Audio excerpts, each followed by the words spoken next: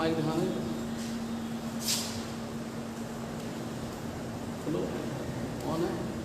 Hello hello, आवाज आ रही है ना सभी को? हेलो,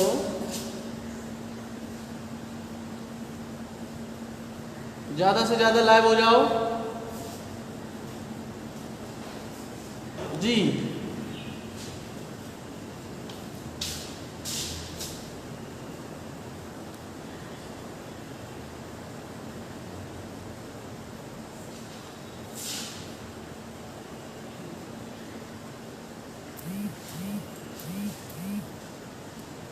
ज़्यादा से ज़्यादा लाइव हो जाइए।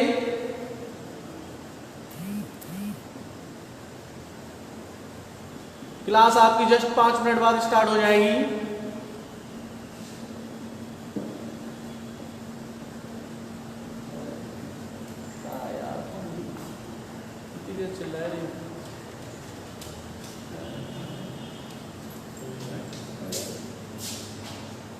हेलो हेलो, आवाज आ रही है ना सभी को?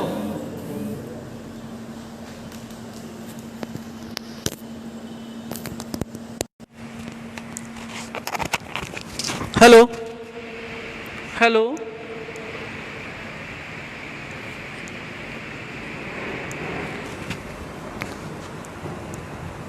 कमेंट करके बताएं आवाज आ रही है ना?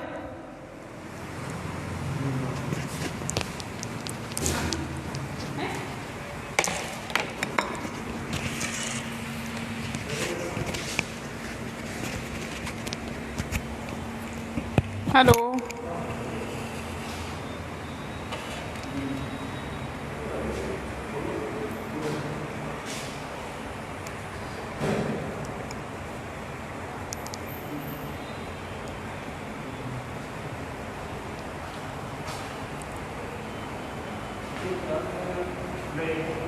नया मार्कर लेके आए हैं, नया रखा है ऊपर।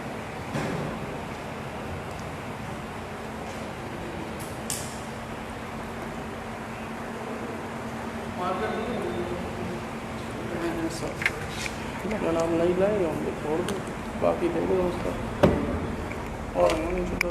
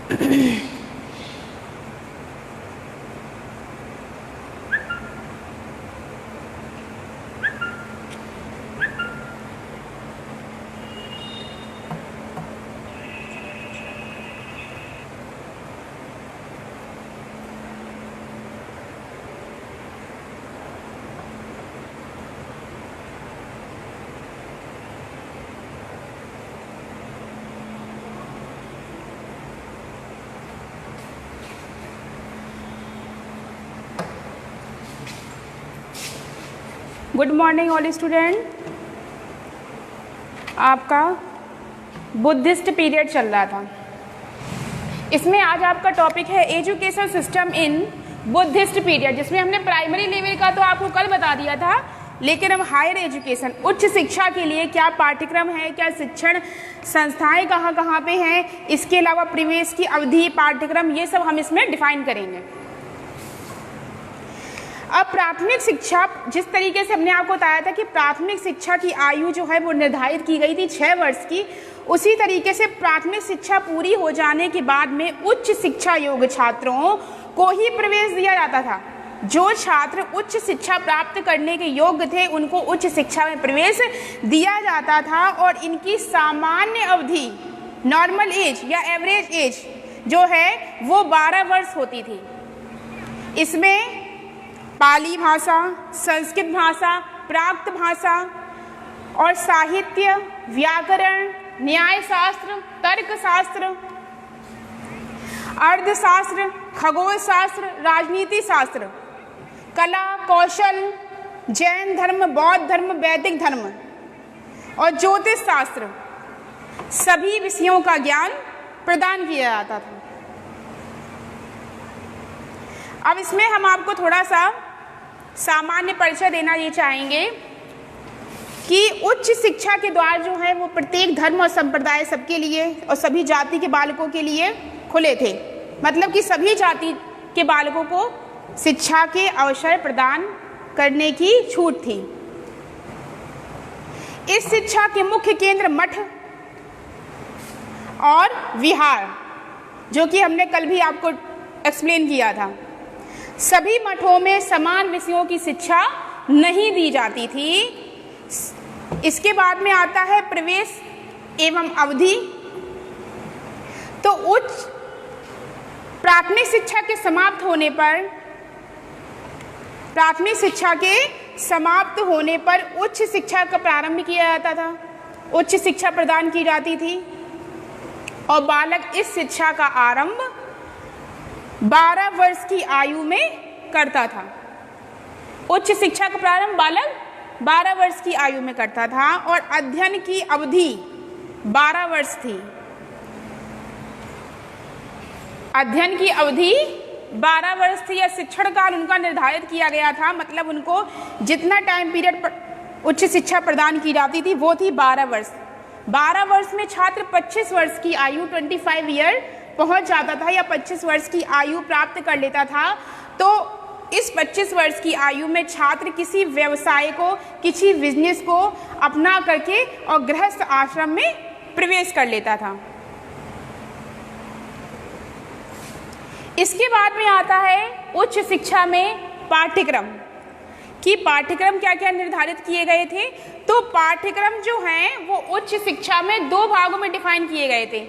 एक धार्मिक शिक्षा हो गई और दूसरी लौकिक शिक्षा।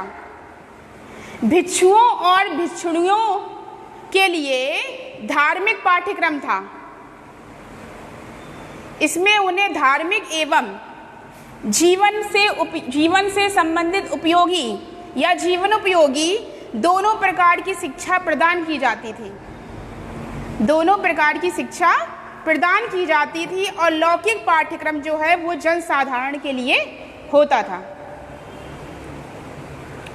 इस शिक्षा का उद्देश्य था उच्च नागरिकों का निर्माण करना और आर्थिक और सामाजिक जीवन के लिए बालकों को तैयार करना। इसके बाद में अब इसमें आते हैं कि टीचिंग मेथड कौन कौन से थे उच्च शिक्षा से संबंधित। तो टीचिंग मेथड इसमें आते हैं स्वाध्याय विधि हो गई, व्याख्यान विधि हो गई, एक्सप्लेनेशन मेथड हो गया। इसके बाद में देशाटन हो गई, तर्क और वाद विवाद विधि हो गई। तो ये विधियां जो हैं ये प्रमुख शिक्षण विधियां थी उच्च स्तर में। और शिक्षा का माध्यम, जो कि हमने कल भी आपको डिफाइन किया था कि शिक्षा का माध्यम पाली था, और पाली की शुरुआत कहाँ कब कैसी हुई है ये सब हमने आपको कल एक्सप्लेन किया था। वैदिक कालीन में शिक्षा का माध्यम क्या था? वैदिक कालीन में शिक्षा का माध्यम संस्कृत था, और बौद्ध कालीन में शिक्षा का माध्यम पाली था। इसके बाद में अब इसमें लास्ट एंड लास्ट आता है भिक्षु शिक्षा, कि भिक्षु शिक्षा क्या है। जो छात्र अध्ययन और अध्यापन में रुचि रखते थे, इंटरेस्ट लेते थे, उनके लिए भिक्षु शिक्षा की अवधि 8 वर्ष होती थी या 8 वर्ष निर्धारित की गई थी। उच्च शिक्षा प्राप्त करने के बाद, हायर एजुकेशन प्राप्त कर लेने के बाद जो छात्र बौद्ध धर्म के प्रचार और प्रसार का कार्य करना चाहते थे, जो इंटरेस्टेड थे कि हम बौद्ध धर्म को आगे तक बढ़ाएं, प्रचार प्रसार करें, तो उनका उपसंपदा संस्कार किया जाता था। उपसंपदा संस्कार सबका नहीं किया जाता था कि सबका उपसंपदा संस्कार किया जाता था।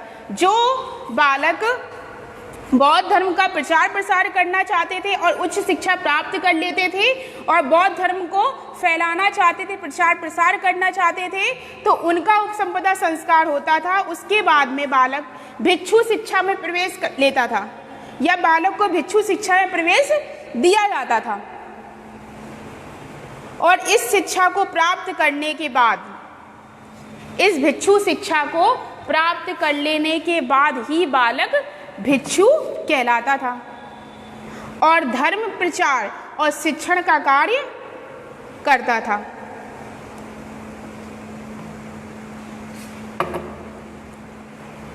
इसके बाद में अब आते हैं टीचिंग मेथड कि टीचिंग मेथड कौन कौन से हैं। टीचिंग मेथड थोड़ा एक्सप्लेन कर दें जरा हम। Teaching method in Buddhist period, अभी तो हमने आपको बताया था कि तर्क विधि और वाद विवाद विधि, ठीक, स्वाध्याय विधि, लेकिन ये सब है क्या, इसको थोड़ा एक्सप्लेन कर दें। तो सबसे पहले इसमें आती है अनुकरण विधि। अनुकरण मतलब क्या हुआ, गुरु द्वारा कहे गए वेद मंत्र या फिर बातों को बार बार दोहराना, रिपीट करना, वो हो गया आपका अनुकरण विधि। तो शिक्षण की यह विधि स्वाभाविक विधि है। इस काल में प्राथमिक स्तर पर इस विधि का प्रयोग किया जाता था, सिर्फ प्राथमिक स्तर पर, उच्च स्तर पर नहीं, क्योंकि जो प्राथमिक स्तर प्राइमरी लेवल के जो बालक है उनको ही अनुकरण कराया जाता था, बार बार उनको उच्चारण कराया जाता था। शिक्षक के जो वर्ण हैं, जो वो बोलते थे, अक्षर बोलते थे, तो छात्र उनका उच्चारण करते थे। शिक्षक बोलते थे, उच्चारण करते थे और उनकी सुन करके उनका उच्चारण छात्र दोहराते थे या अनुकरण करते थे। शिक्षकों द्वारा अक्षरों को लिखकर दिखाया जाता था, जिसका अनुकरण करके बालक अभ्यास के द्वारा सीखता था। इसके बाद में सेकंड मेथड आता है प्रश्नोत्तर विधि, क्वेश्चन आंसरिंग मेथड।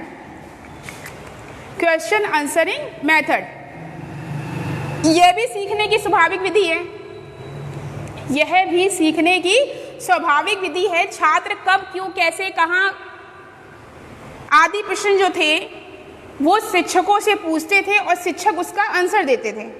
इसके द्वारा छात्र अपनी समस्या का समाधान करते थे। तो ये हो गया क्वेश्चनिंग आंसरिंग मेथड। इसके बाद में आता है नेक्स्ट व्याख्या विधि।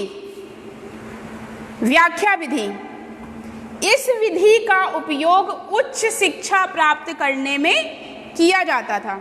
इस मेथड का यूज उच्च शिक्षा में किया जाता था। शिक्षक छात्रों को विषय वस्तु का अर्थ स्पष्ट करके सविस्तार व्याख्या करते थे, with explanation, context with reference और विद एक्सप्लेनेशन के साथ में उनको बताते थे। ये तो हो गया व्याख्या विधि जो कि उच्च शिक्षा में प्रयोग की जाती थी। इसके बाद में आती है नेक्स्ट तर्क एवं वाद विवाद विधि। तर्क एवं वाद विवाद विधि, तो बौद्ध काल में जो विवादास्पद विषय थे या जो विवादास्पद टॉपिक थे, जो विवादास्पद प्रकरण थे, का शिक्षण वाद विवाद और तर्क विधियों के माध्यम से करता था और अपने अपने मत की पुष्टि या अपना अपना ओपिनियन जो है वो विभिन्न प्रकार के प्रमाण पत्रों के साथ प्रस्तुत करता था। इसके बाद में आता है नेक्स्ट व्याख्यान विधि। बौद्ध काल में उच्च स्तर की शिक्षा में भी इस विधि का प्रयोग किया जाता था और विभिन्न विषयों से संबंधित जो टॉपिक होते थे वो व्याख्यान करके बताए जाते थे।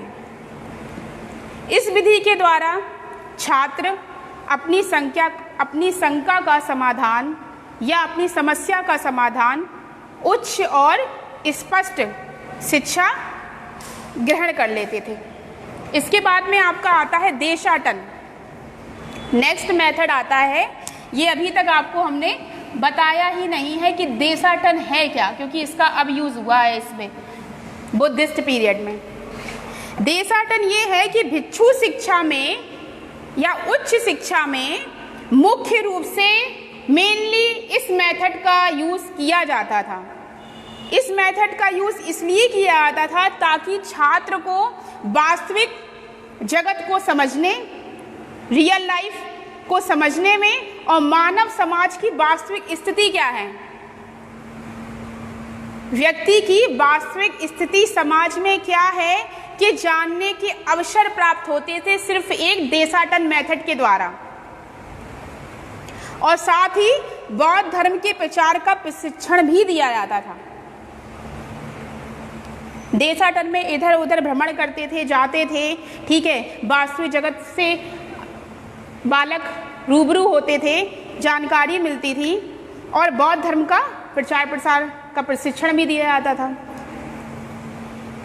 इसके बाद में अब आता है हमारा नेक्स्ट टॉपिक कि शिक्षण संस्थाएं, जो हमने कल आपको बताई भी थी कि बौद्ध शिक्षा प्रणाली में प्राथमिक और उच्च दोनों स्तर की शिक्षा की व्यवस्था मठों एवं विहारों में होती थी।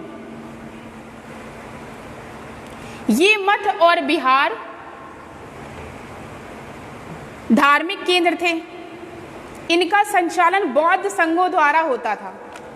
इनका संचालन बौद्ध संघों द्वारा होता था। बौद्ध संघ का मतलब, बौद्ध का मतलब तो आप समझ गए बुद्धिस्ट, लेकिन संघ का मतलब हुआ जिसको हम सभा कह सकते हैं, समुदाय कह सकते हैं, या फिर एक संगठन, या फिर एक संगठन, कम्युनिटी। तो बौद्ध संघों द्वारा होता था इनका संचालन और इसमें शिक्षा की व्यवस्था की जाती थी। और अब नेक्स्ट आपका इसमें आता है कि मठ और विहार की एक्चुअल पोजीशन कैसी थी, स्थिति कैसी थी, किस तरीके से होते थे मठ और विहार। तो ये भी हमने कल आपको एक्सप्लेन किया था, लेकिन आज फिर रिपीट कर देते हैं कि बौद्ध मठ एवं विहार बड़े बड़े नगरों में के निकट खुले स्थान पे बनाए जाते थे। इन मठ और विहार के भवन बहुत विशाल और भव्य होते थे। इनमें गुरु और शिष्यों के रहने की व्यवस्था होती थी। गुरु के लिए गुरु आवास होते थे और छात्रों के लिए छात्रावास में ठहरने की व्यवस्था होती थी। बड़े बड़े लाइब्रेरी भी थे, इनमें पुस्तकालयों की व्यवस्था थी। और कुछ मठों एवं विहारों में केवल धार्मिक शिक्षा की व्यवस्था होती थी, जबकि कुछ में धार्मिक शिक्षा के साथ साथ प्राथमिक शिक्षा भी प्रदान की जाती थी।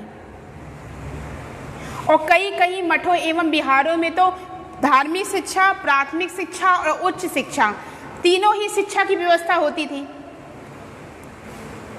इसके बाद में आपका इसी में आगे हम बढ़ते हैं भिक्षु, जिनको उपाध्याय भी कहते थे। उपाध्याय की भी इनको बोला जाता था। बौद्ध काल में, बुद्धिस्ट पीरियड टाइम में बौद्ध भिक्षु ही शिक्षा प्रदान करने का कार्य करते थे मठों एवं विहारों में। जिस तरीके से आपने वैदिक कालीन में पढ़ा था कि वैदिक कालीन में ब्राह्मणों द्वारा या पुरोहित के द्वारा शिक्षा प्रदान की जाती थी, उसी तरीके से बौद्ध काल में भी कि बौद्ध भिक्षुओं के द्वारा शिक्षा प्रदान की जाती थी। जो बौद्ध भिक्षु शिक्षा देने का कार्य करते थे, जो बौद्ध भिक्षु शिक्षा देने का कार्य करते थे, उनको उपाध्याय कहा जाता था। और उपाध्याय बनने के लिए इन्हें 8 वर्ष की भिक्षु शिक्षा लेनी होती थी। उन्हें 8 वर्ष की भिक्षु शिक्षा लेनी होती थी। वो शिक्षा ग्रहण करने के बाद ही उनको उपाध्याय कहा जाता था। और संघ के सभी नियमों का कठोरता से पालन करना होता था। और संयमित जीवन व्यतीत करते थे। इसके बाद में नेक्स्ट आता है हमारा आगे शिक्षार्थी, जो हमने आपको बताया था कि श्रमण एवं सामनेर कहते थे शिक्षार्थी को, छात्र को। ये भी हमने आपको बताया था कि बालक का जब पवज्जा संस्कार हो जाता था उसके बाद बालक श्रमण या सामनेर कहलाता था। ये बौद्ध मठों एवं बिहारों में रह करके शिक्षा ग्रहण करते थे और ये नियमों का कठोरता से पालन करते थे। ये हमने आपको कल ही समझा दिया था। इसके बाद में आता है हमारे main centre of education in Buddhist period की बौद्धकालीन शिक्षा के प्रमुख केंद्र कहाँ कहाँ हैं। मेन सेंटर, इसमें सबसे फर्स्ट आता है नालंदा विश्वविद्यालय। यह विश्वविद्यालय जो है यह बिहार प्रदेश के पटना नगर से लगभग 40 किलोमीटर दूर दक्षिण पश्चिम में स्थित था और यह महात्मा बुद्ध के प्रथम जो शिष्य सारिपुत्र की जन्मस्थली होने के कारण यह प्रसिद्ध था। महात्मा बुद्ध के प्रथम शिष्य सारिपुत्र की जन्मस्थली होने के कारण यह प्रसिद्ध था। क्या? नालंदा विश्वविद्यालय। इसके बाद में हमारा नेक्स्ट आगे आता है तक्षशिला विश्वविद्यालय। तक्षशिला जो है वो वर्तमान में पाकिस्तान के रावलपिंडी शहर से लगभग 35 किलोमीटर दूर पे स्थित था और वैदिक कालीन से ही, यह नहीं कि इसमें अकेले बौद्धिक काल में ही अकेले इसका वर्णन दिया गया है, वैदिक कालीन समय से ही यह शिक्षा का प्रमुख केंद्र रहा है तक्षशिला विश्वविद्यालय। इसके बाद में नेक्स्ट आता है विक्रमशिला विश्वविद्यालय। विक्रमशिला विश्वविद्यालय, और यह विश्वविद्यालय जो है यह मगध में गंगा तट पर एक पहाड़ी के ऊपर स्थित था। इसके बाद में नेक्स्ट हमारा इसमें आगे बढ़ते हैं हम वल्लभी विश्वविद्यालय। वल्लभी जो है वो गुजरात के काठियावाड़ के निकट स्थित था और इसके बाद में सबसे लास्ट एजुकेशन सेंटर जो है बुद्धिस्ट, जहाँ पे बुद्धिस्ट पीरियड का, वो है मिथिला विश्वविद्यालय। मिथिला विश्वविद्यालय, और मिथिला मध्य भारत के मिथिला राज्य की राजधानी थी। तो ये आपके मेन सेंटर हो गए बुद्धिस्ट पीरियड के। सबसे पहले ऑल ऑफ फर्स्ट नालंदा विश्वविद्यालय, नेक्स्ट तक्षशिला विश्वविद्यालय, इसके बाद विक्रमशिला विश्वविद्यालय, फिर वल्लभी विश्वविद्यालय और लास्ट एंड लास्ट मिथिला विश्वविद्यालय, जिसमें सबसे दो बहुत इंपॉर्टेंट है, नालंदा विश्वविद्यालय और दूसरा वल्लभी और विक्रमशिला विश्वविद्यालय। सिर्फ इनके नाम पूछे जाते हैं बस अकेले, एग्जाम में आपसे ज़्यादा से ज़्यादा सिर्फ इसमें नाम पूछे जाएंगे। तो ये आपका था मेन सेंटर। इसके बाद में अब हम आपको एक्सप्लेन कर रहे हैं कि वैदिक शिक्षा प्रणाली और बौद्ध शिक्षा प्रणाली में डिफरेंस क्या है। कुछ इसमें सिमिलरिटीज भी हैं और कुछ इसमें डिफरेंटिएशंस भी हैं। तो जो सिमिलरिटीज हैं वो हम आपको बता देते हैं कि प्राचीन काल में दोनों शिक्षा प्रणालियां प्रचलित थी। पहली बौद्ध शिक्षा प्रणाली और दूसरी वैदिक शिक्षा प्रणाली। फर्स्ट हो गई आपकी बौद्ध शिक्षा प्रणाली और सेकंड वैदिक शिक्षा प्रणाली, और दोनों ही शिक्षा प्रणाली में कुछ सिमिलरिटीज थी तो कुछ इसमें डिफरेंटिएशंस भी थे, कुछ इसमें असमानताएं भी थी। अब हम आप लेके चलते हैं कि दोनों में सिमिलरिटीज क्या थी। तो सबसे पहला हो गया कि वैदिक शिक्षा जो थी वह वैदिक शिक्षा का लक्ष्य था मोक्ष प्राप्त करना, ठीक, और बौद्ध शिक्षा का भी लक्ष्य था निर्वाण प्राप्त करना। जो हमने आपको सबसे पहले ये वर्ड बताया ही था, निर्वाण का मतलब क्या होता है? मोक्ष प्राप्त करना।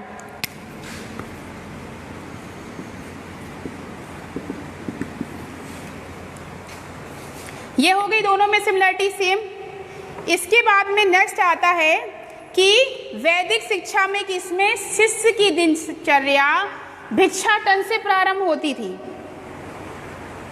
और बौद्ध शिक्षा में भी कि शिष्य की दिनचर्या भिक्षाटन से प्रारंभ होती थी।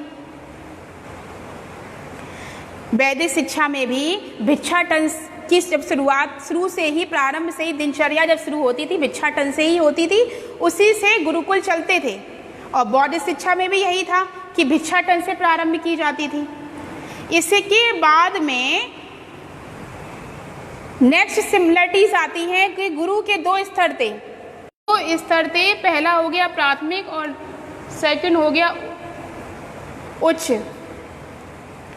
इसके बाद में बौद्ध धर्म में भी यही था कि शिक्षा के दो स्तर थे, प्राथमिक स्तर और उच्च स्तर। इसके बाद में अब हम आगे बढ़ते हैं कि दोनों में डिफरेंटिएशंस क्या हैं, क्या विभिन्नताएं हैं दोनों में। तो पहला हम लेके चलते हैं वैदिक शिक्षा में क्या था, लेकिन यह उनका मेन उद्देश्य नहीं था। वैदिक काल में ब्राह्मण धर्म का प्रचार प्रसार जरूर किया जाता, लेकिन यह शिक्षा का मेन उद्देश्य नहीं था। लेकिन बौद्ध धर्म में यह शिक्षा का मेन उद्देश्य क्या था? बौद्ध धर्म में शिक्षा का मेन उद्देश्य था कि बौद्ध धर्म का प्रचार प्रसार करना। इसी तरीके से हम आगे भी आपको बताएंगे इस्लामिक धर्म के बाद में, तो उसमें भी इस्लामिक धर्म आप पढ़ेंगे तो उनका भी मेन उद्देश्य था अपनी संस्कृति और अपने धर्म का प्रचार प्रसार करना। इसके बाद में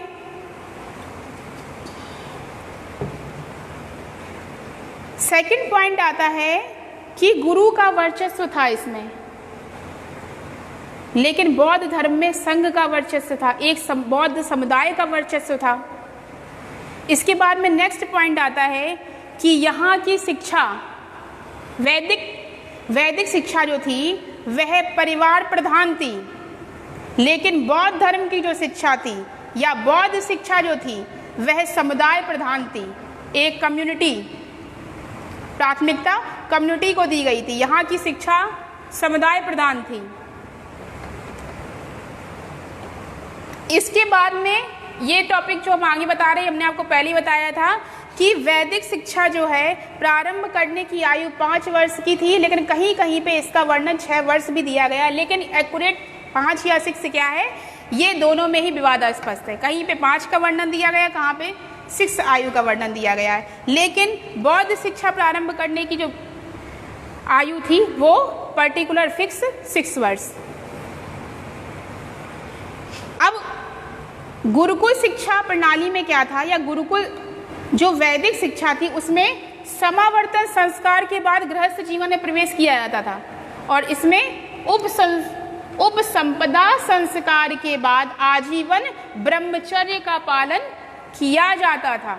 ये सबसे मेन डिफरेंटिएशन है कि वैदिक शिक्षा में समावर्तन संस्कार जो है इसके बाद में गृहस्थ जीवन में छात्र प्रवेश करता था, लेकिन बौद्ध शिक्षा में उपसंपदा संस्कार के बाद आजीवन ब्रह्मचर्य का पालन करना होता था। इसके बाद है कि शिक्षा का माध्यम, शिक्षा का माध्यम जो है वो है वैदिक शिक्षा में संस्कृत और बौद्ध शिक्षा में पाली।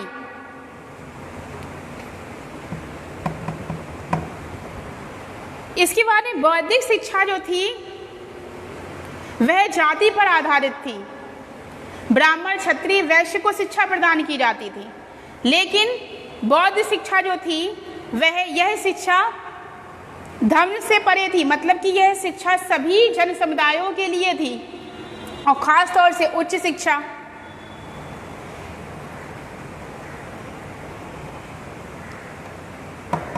गुरुकुल जो है या फिर वैदिक शिक्षा जो है, वैदिक शिक्षा में गुरुकुल नियंत्रण से मुक्त होता था और बौद्ध शिक्षा में संघ का आधिपत्य होता था।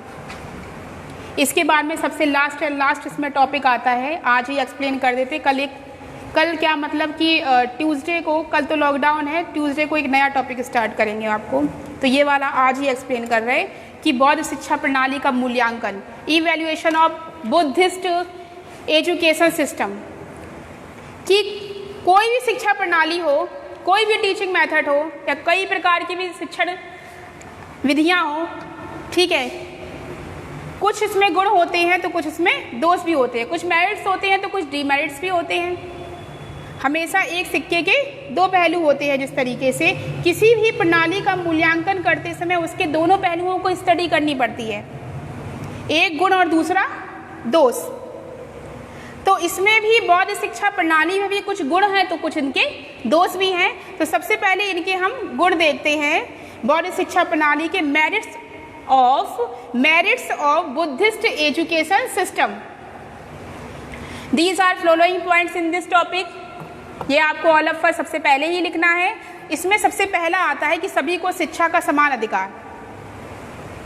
वैदिक काल में शूद्रों और स्त्रियों को शिक्षा के अधिकार से वंचित किया जाता था और बौद्ध काल में बिना किसी भेदभाव के प्रत्येक वर्ण के व्यक्ति को शिक्षा प्रदान की जाती थी। बिना किसी भेदभाव के सभी वर्णों को, मतलब ब्राह्मण, क्षत्रिय, वैश्य, शूद्र और स्त्रियों सभी को शिक्षा की व्यवस्था थी।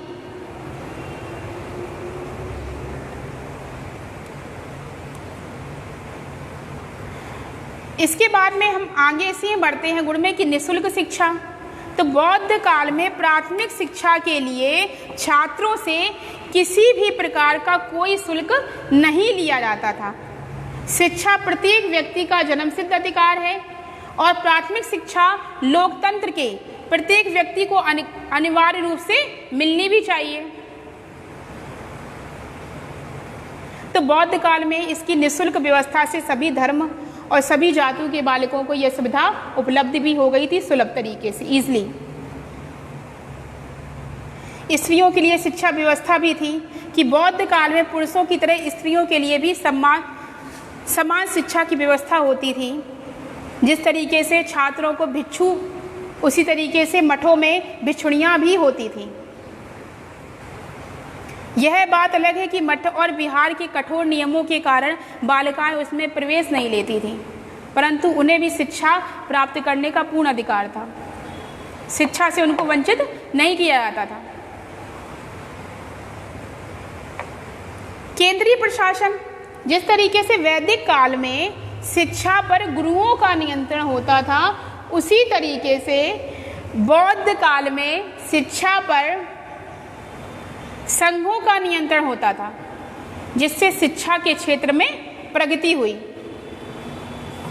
अब हम आते हैं आगे, नेक्स्ट आगे कि बौद्ध शिक्षा प्रणाली के दोष क्या हैं। Demerits of Buddhist period education system.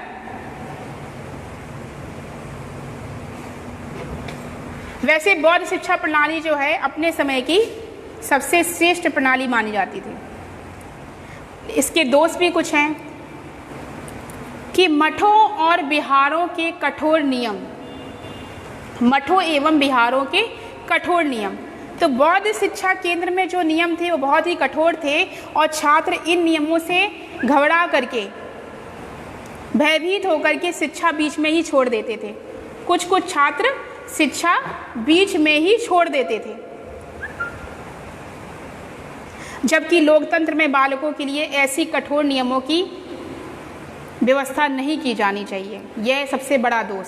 इसके बाद में स्त्री शिक्षा का ह्रास भी हुआ कि बालिकाओं को भी बालकों की तरह शिक्षा प्राप्त करने की पूर्ण स्वतंत्रता तो थी, परंतु शिक्षण संस्थाओं के कठोर नियमों के कारण बालिकाएं इन शिक्षण संस्थाओं में प्रवेश लेने से वंचित रह जाती थी, प्रवेश लेना नहीं चाहती थी, जिससे स्त्री शिक्षा का पतन होना शुरू हो गया। इसके बाद में सैन्य शिक्षा का अभाव। बौद्ध धर्म के प्रवर्तक महात्मा बुद्ध, जो आप लोगों को पता है कि अहिंसा के समर्थक थे, वे हिंसा में विश्वास नहीं रखते थे, इसलिए उन्होंने बौद्धकालीन शिक्षा केंद्रों में सैन्य शिक्षा की कोई व्यवस्था नहीं की थी। जबकि किसी भी देश की सुरक्षा की दृष्टि से, किसी भी देश की सुरक्षा की दृष्टि से सैनिक शिक्षा की व्यवस्था होना अनिवार्य है, कंपलसरी है। सैनिक शिक्षा की व्यवस्था जरूर अवश्य होनी चाहिए, लेकिन बौद्ध काल में इसकी कोई व्यवस्था थी नहीं। तो एक ये सबसे बड़ा क्या दोष हुआ। और धार्मिक शिक्षा के अंतर्गत बौद्ध धर्म की शिक्षा, कि बौद्ध शिक्षा केंद्रों में धार्मिक शिक्षा की व्यवस्था तो की गई थी, परंतु इस धार्मिक शिक्षा के अंतर्गत केवल बौद्ध धर्म की शिक्षा और उनके प्रचार प्रसार की शिक्षा ही छात्रों को प्रदान की जाती थी। ये सबसे बड़ा। नेक्स्ट दोस्त, तो ये आपका आज ये टॉपिक यहीं पे ख़त्म हो गया, बौद्ध शिक्षा प्रणाली। अब आपका नेक्स्ट और आगे टॉपिक है Islamic period education. Good day, have a nice day.